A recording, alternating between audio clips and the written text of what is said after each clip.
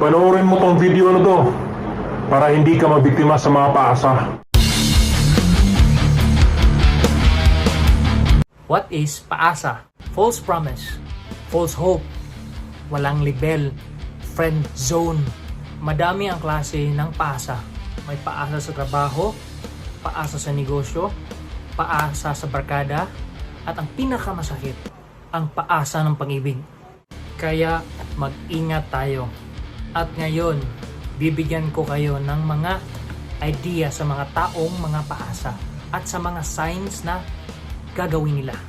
Ito, mag-ingat kayo kasi yung ibang paasa palaging nagre-react sa status mo at saka sa stories mo until hindi mo na mapigilan na mag-chat sa kanila.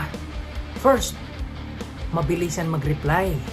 After a week, magre-reply na lang ng okay, okay, okay, smileys, ganyan.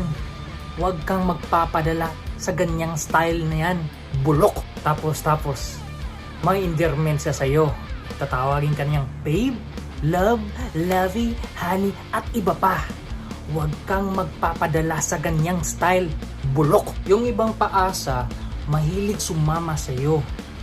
Maglalambing palagi sa'yo, aakbay sa'yo, at pagkatapos ikaw, napo-fall ka na. Tapos kapag sasabihin mo sa kanya, meron akong sasabihin sa'yo, ay sorry talaga, friends lang talaga ang tingin ko sa'yo. Bulok!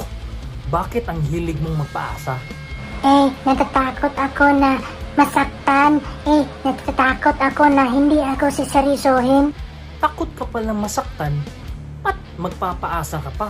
Bulok! Bakit talaga mahilig kang magpaasa? Kasi para humaba ang buhay ko. Bobets ka ba?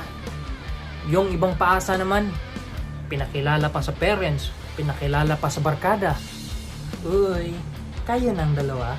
Oh, hindi, kaibigan lang kami. Best friend ko lang, close friend ko lang. Bobets ka ba?